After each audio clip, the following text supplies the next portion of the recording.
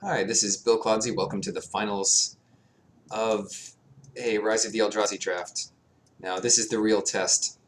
Do we keep this hand? With our luck, we'll probably draw green on by turn 2 anyway, and we are on the draw. And any land gets us to this Pawn of Ulamog, which is a nice piece for the deck. I'm going to keep it. I'm going to keep it, and I think it's very close, but it's once again correct. Now, that said, we might not draw what we need, and that would be an easy way to lose. But we might. All right, so we didn't get the first piece we needed, but there is some leeway here. Come on, anything. Okay, well that is something. It means we don't have to discard this turn. With 15 lands in the deck, we're actually only 50% to draw any land, and it won't necessarily be the right land. The only land that really helps us is green right now, but even black helps us cast this Pawn of Ulamog, and that gives us 2 blockers for this Surikar Spellblade.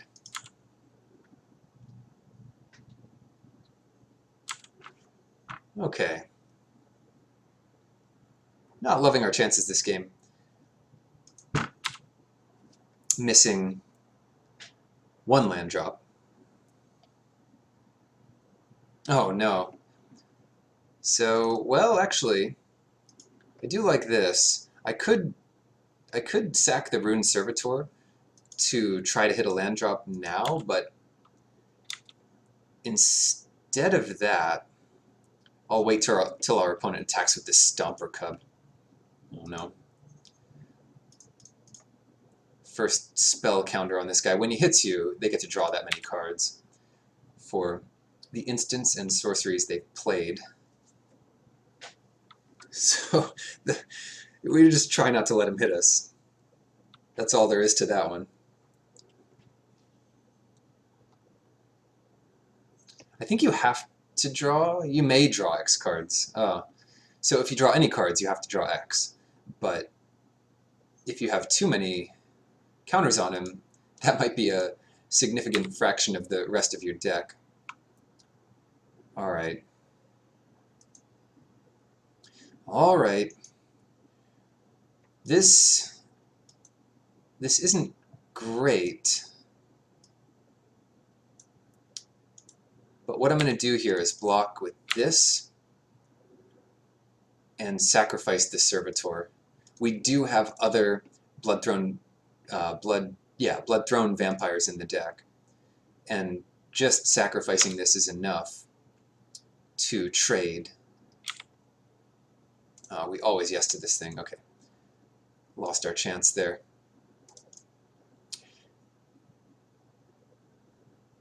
Eel Umbra. They're giving it totem armor? Oh no, and then it survives. So let's sacrifice the other spawn. I hope they didn't draw the Eel Umbra off of our stupid Rune Servitor. But I do want to get rid of that, even if it costs us here.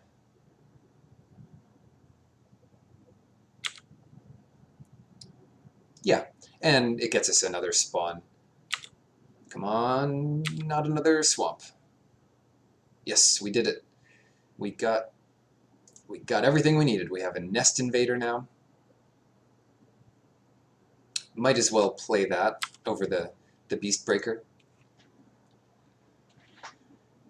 And yeah, at some point we'll have to double block this Stomper Cub.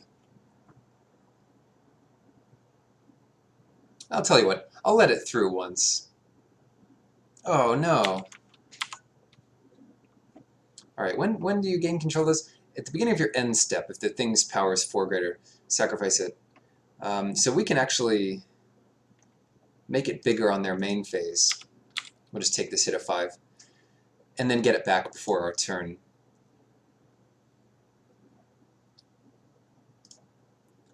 So let's plan on that for now. at the beginning of your end step. So yeah, we'll have to do that a little more carefully. Then they don't get any value off this Stomper Cub. Yeah, I'll just pass here. They might figure out what we have by us not leveling up the Bane of Balaged. And they could even counter it. But when you're far behind, you don't have the luxury of of playing around everything. Do we take another hit? This is 11. I don't think we take a hit, but I don't think we try to trade with anything either. So we'll just gain 6 life by blocking this here. So in the main phase, we pump the pawn up so we can gain control of him again.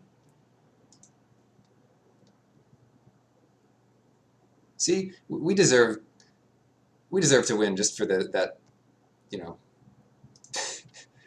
semi-good play.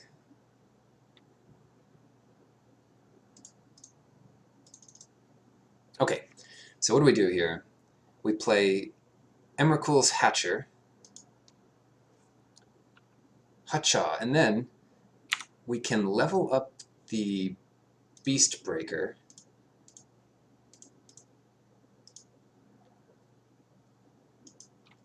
And leave it back so that we have a chance of trading with all this nonsense. We're still on the back foot. We need to set up a board state that is a little stronger before we start thinking about winning with Raid Bombardment. If possible, I'd like to keep this Emrakul's Hatcher around. That's how we're going to win with Splinter Twin. If that survives, getting 3 Eldrazi spawn a turn with a chump blocker is just about exactly what you want.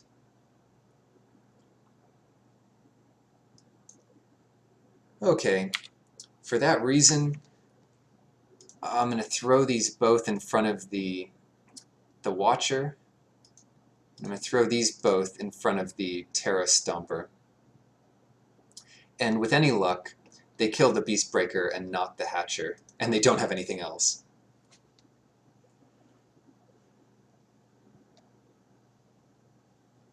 No, don't do it. Oh, we don't even kill it? 6, 7, 8? No, 4, 5, 6, 7. Oh, we should have just chumped this thing. I got ahead of myself there.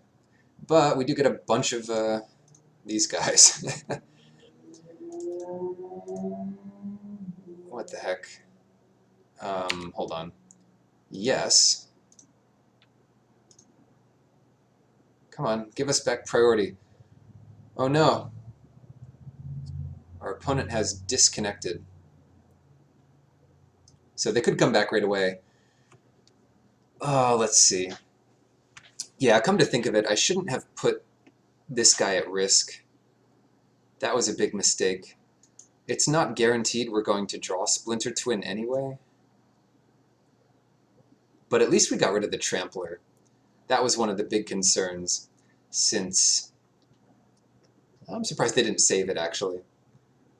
No, because then we would have kept one of our big guys. I'm surprised... Well, anyway, we should have just chumped the guy without Trample. This doesn't give it Trample, right? No, this doesn't even give it Trample.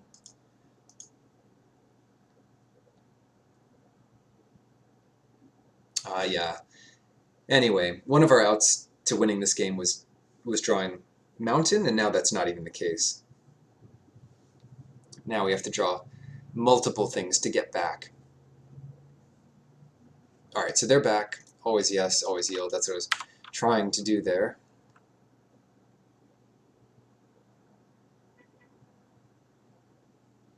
Cool. And maybe they'll disconnect again.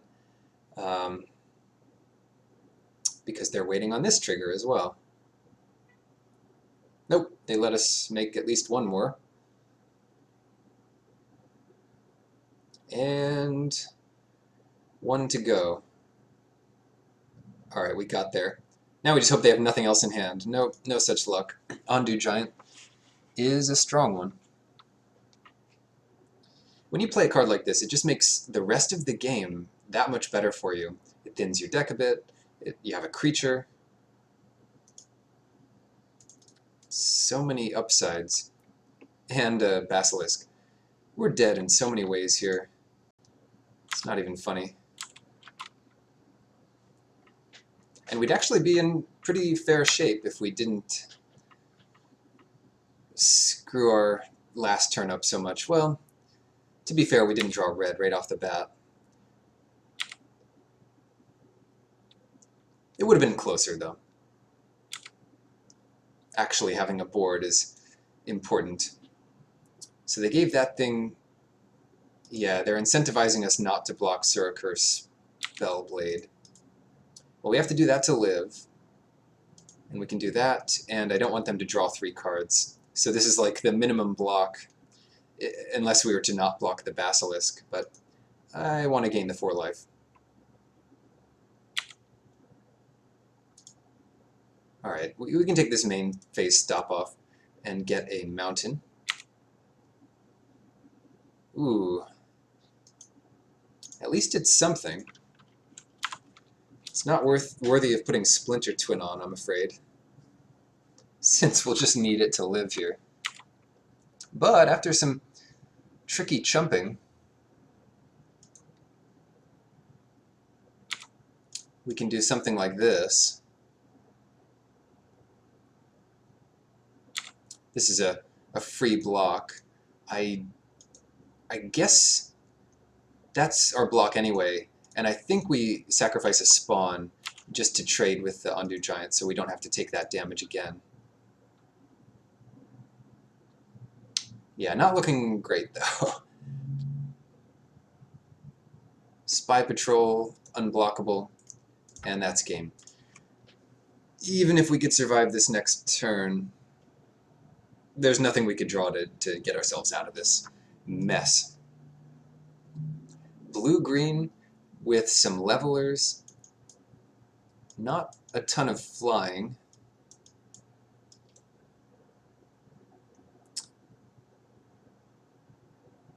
And what do we want? Is there anything, like, is Naturalize going to be good there? I don't think so. Yeah, let's leave it like it is. Nothing is particularly good or bad. Good to bring in or bad to leave in. But what do you like to play first? Ooh, I think not again. Oh, geez. I just try to keep worse and worse hands. Our opponent is down to 6. Let's join them. Even though Forked Bolt might kill something, this hand's just not good enough. Well, it does have Rune Servitor. Alright, I'm gonna mulligan. Gentleman's mulligan. Again, this hand is not great, but we get a Scry. And Dread Drone is a fine follow-up to this. It is something we can definitely cast as the game progresses. And it's not a land. The worst would be putting that on the bottom and immediately drawing a land. Come on, move it. Ooh, Evolving Wilds. I'll take that land, though. That lets us get double green, and we didn't have a play this turn anyway.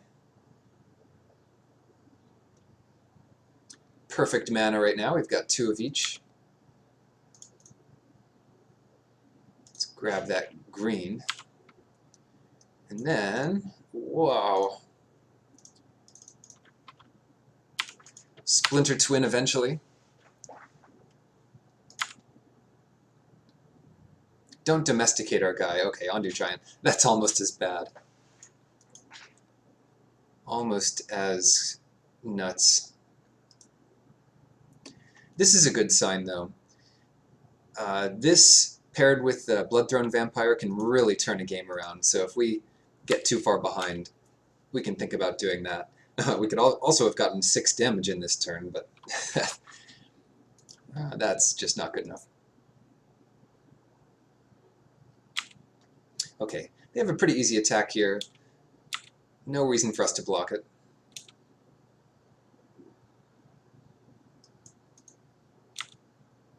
Spy Patrol is going to get out of hand pretty quickly.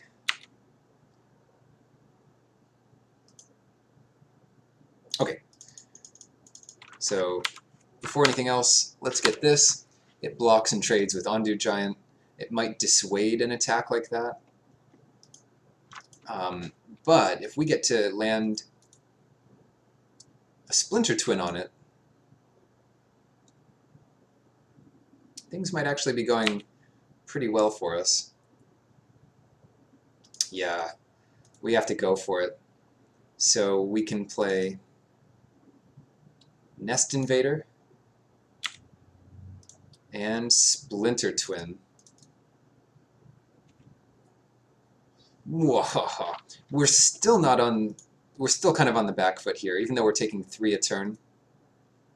We can't really afford to put this Dread Drone token into play. We have to leave it for defense.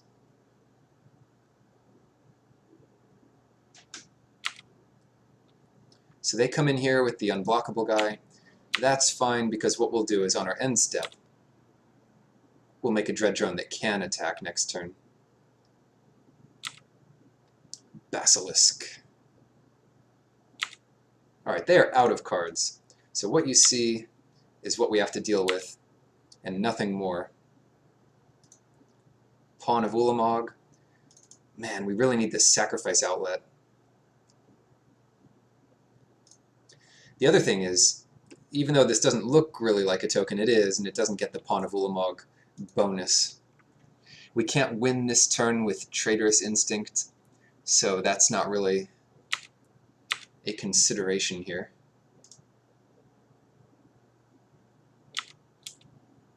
And we'll just play the Rune Servitor.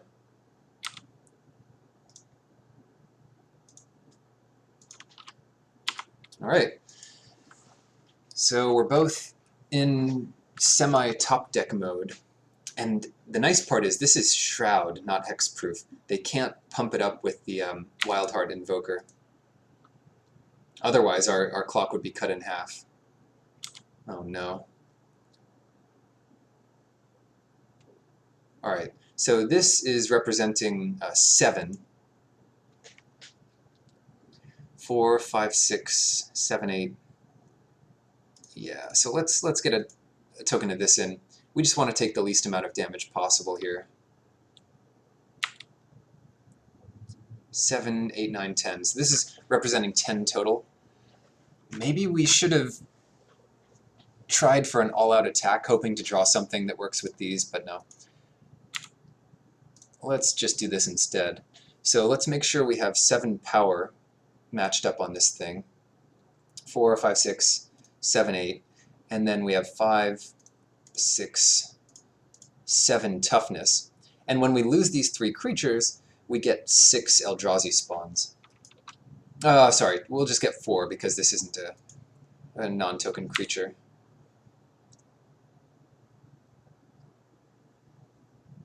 Yeah. Just didn't want to take any more damage than we had to here. Goodness gracious. Now we both get to draw a card. Shoot. Yes. I said yes. Alright.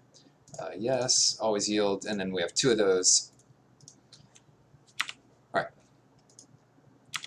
Exile that dead token. Huh.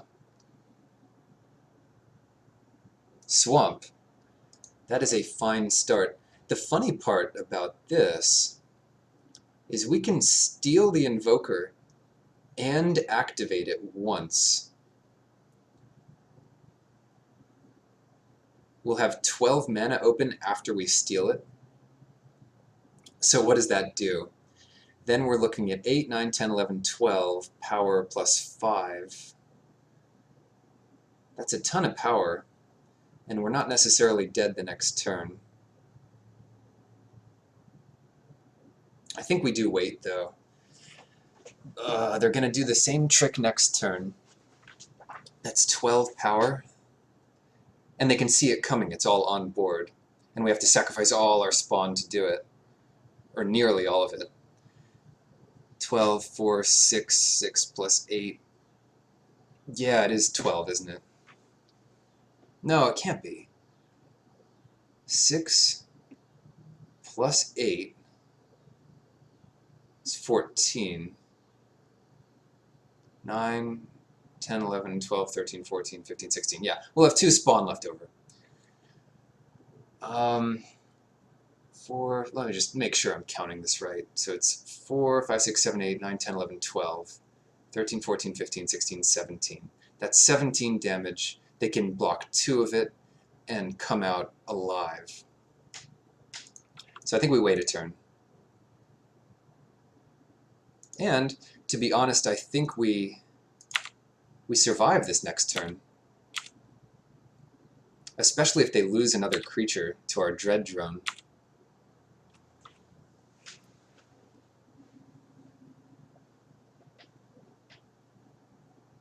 I don't know. Oh.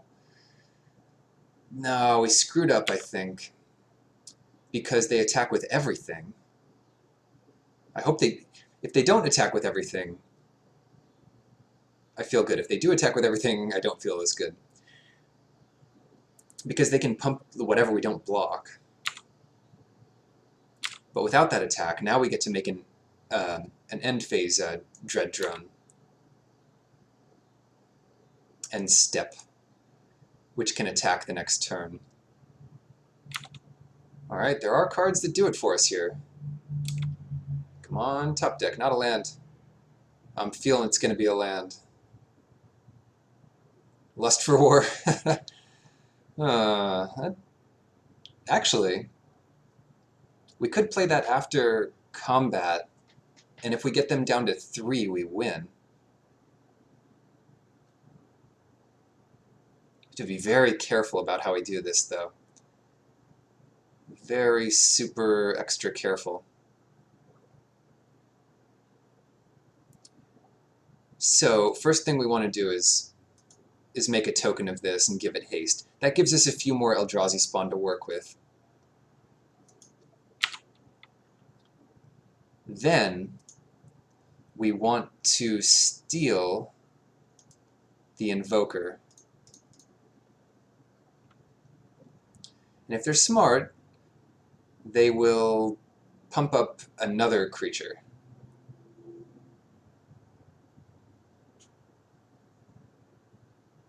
Yeah, so they'll give it to the Death Toucher. Alright, now what do we do? Now our only shot is to attack with everything.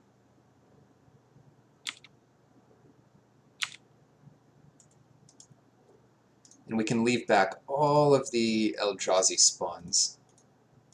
Because there's no bluff there. They just can't block all our creatures anyway. And maybe it lets us survive their attack back at us. So here we go. 10, 11, 12, 13, 14, 15, 16, 17. We actually have 2 pumps with this, which might be lethal. I mean, it's complicated enough that I can't just see immediately. We'll wait until it blocks. I'm sure someone can see. I wish our guy had Death Touch. Death Touch and Trample is really nice.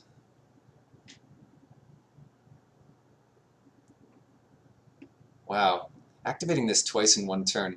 So right now, 4, 5, 6, 7, 8. This is 8 damage. To do the most extra damage, we pump up this guy. 1, 2, 3, 4, 5, 6, 7, 8. Now this is 10, 11, 12, 13, 14, 15, 16, 17, 18. This is 18 damage. This does have trample. Oh, I had almost had a heart attack. I thought it didn't give trample, but it does give trample. So they have to do something else, or they are dead to this. Yep.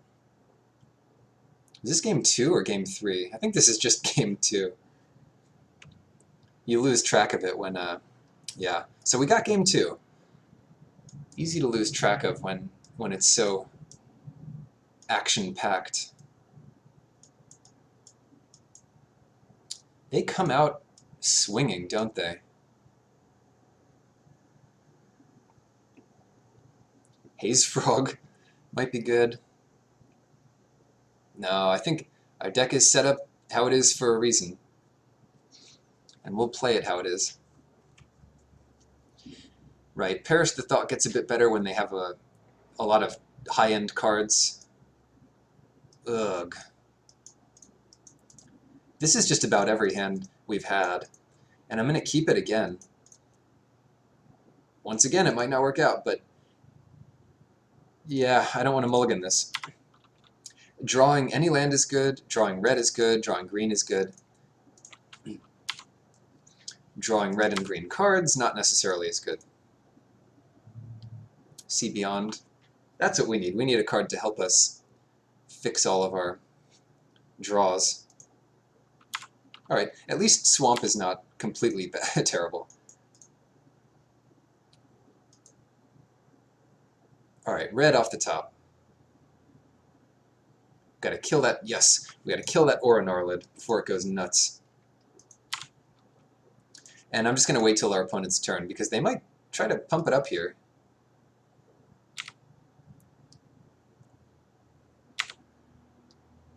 Yeah, we'll take it. They might be playing around Stagger Shock. Ugh. Yeah. I'll still grab this guy, because now we get to Stagger Shock this guy and finish it off with a Forked Bolt. Not completely devoid of value there. Alright, Pawn of Ulamog might be one thing, but I want to get this, what is it?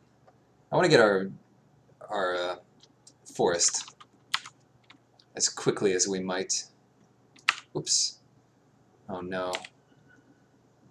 Surakar is going nuts.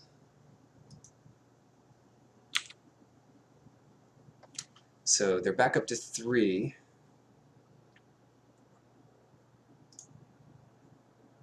Let's not click on the wrong thing here. We do want a forest. Target creature with power 1 or less. Uh-huh. So I think the best play here is to play the highest number of creatures that can block this Spellblade. So if they get rid of, like, the pawn, I don't want to trade the Bala Ged with it, because that'll be bigger later, hopefully. All the See Beyonds. There's not even... Oh, no. I guess we should have saved our Forked Bolt. Didn't see this coming. What did we kill, an Aura Gnarlid? That's not even that good. And now they're up to 10 cards again. What have we done? Mistakes were made. Yeah, Bane of Bala Ged doesn't help against this. They're going to be able to draw 4 cards next time. And we...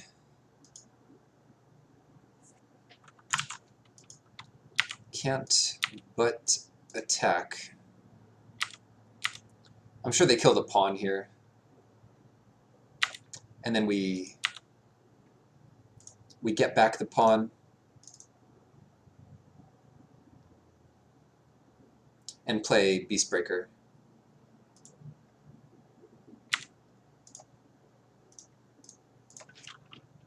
We could level it once.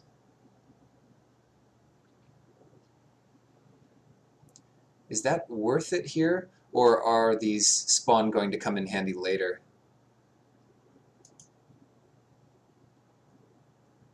I don't know. I think it's probably just best to not waste them now. If we top deck a Brood Warden, that might be the difference between winning and losing this match. Alright, so they get us to 12. They draw 4 cards, up to 9. if they even need any more cards. Yeah, you can draw your 4. They play a land, they play a spell. Maybe multiple spells. We are still in very bad shape. That's not great, though. Level counters?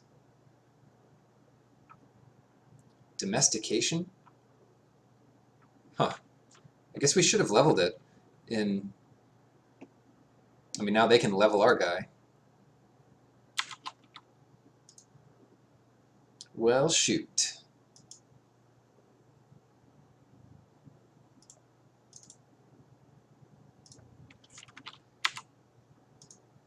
All the cards we passed are coming to bite us. The domestication, Tuk-Tuk from earlier. There's a chance... Did I F6 there? I think I might have. I was considering playing Bane of Balagad, but it probably doesn't come down to that.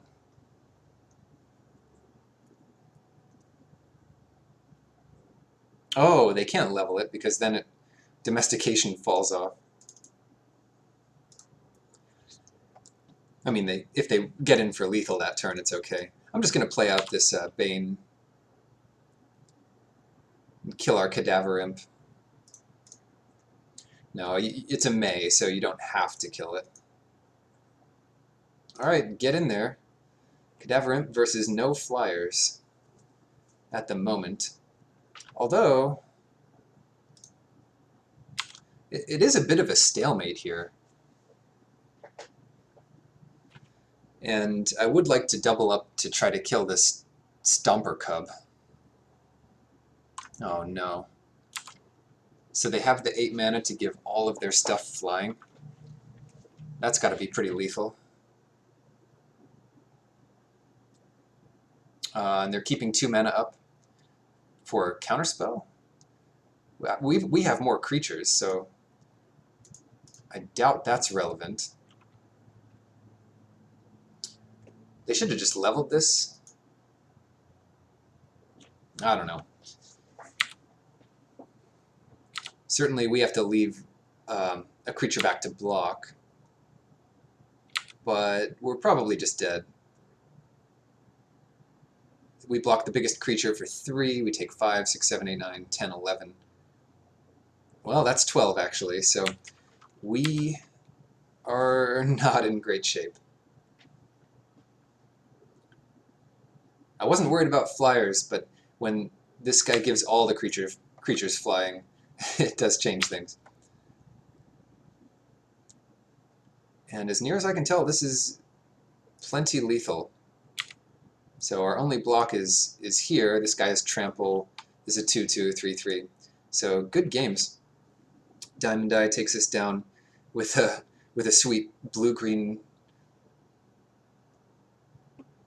Distortion Strike deck. Well, thanks for watching. I hope you enjoyed this format. I find it a lot of fun, and I'll see you guys next time.